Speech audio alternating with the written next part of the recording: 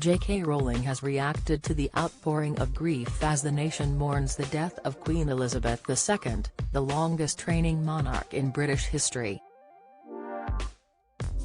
The famed Harry Potter author has praised Her Majesty for performing her royal duties right up until her dying days in an emotional post yesterday.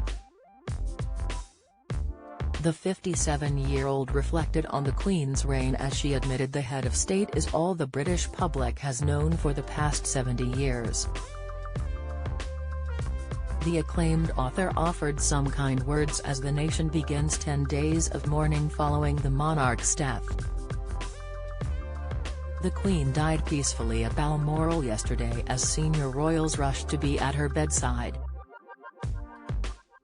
Members of the royal family made their way to her Scottish residence following the news that she had taken a turn for the worst. Only King Charles III and Princess Anne are understood to have made it in time to be at her side. Taking to Twitter, JK Rowling penned a heartfelt message, in view of her 13.9 million followers. She wrote, "Some may find the outpouring of British shock and grief at this moment quaint or odd, but millions felt affection and respect for the woman who uncomplainingly filled her constitutional role for 70 years. Most British people have never known another monarch, so she's been a thread winding through all our lives. She did her duty by the country right up until her dying hours, and became an enduring, positive symbol of Britain all over the world. She's earned her rest. #The Queen."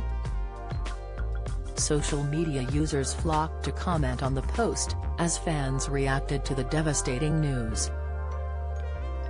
Twitter user, @fem_MB wrote, "Even those of us who aren't British feel it.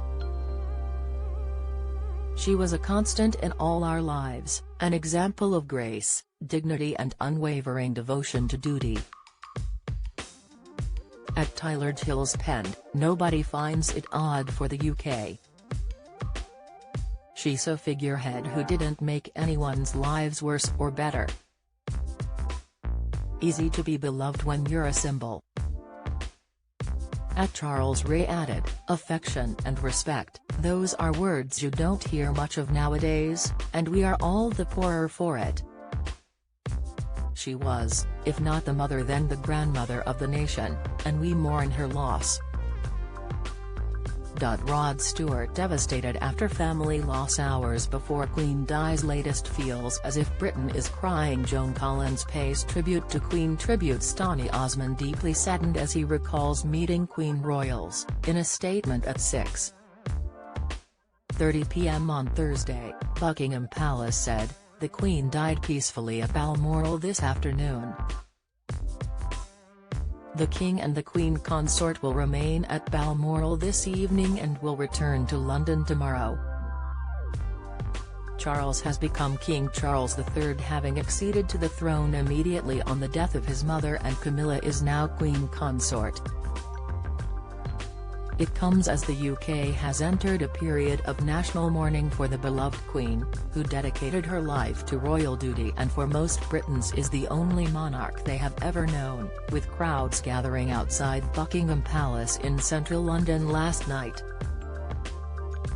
In a statement, Charles said, "The death of my beloved mother, Her Majesty the Queen, is a moment of the greatest sadness for me and all members of my family.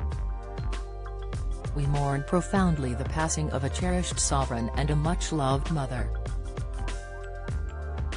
I know her loss will be deeply felt throughout the country, the realms and the Commonwealth, and by countless people around the world. During this period of mourning and change, my family and I will be comforted and sustained by our knowledge of the respect and deep affection in which the Queen was so widely held." Crowds gathered outside Buckingham Palace last night in an outpouring of grief and love. People sang the national anthem with some weeping when officials carried a notice confirming the Queen's death to the gates and the flag was lowered to half-mast. Floral tributes and candles have been left at the London royal residence, as well as Windsor Castle and Balmoral.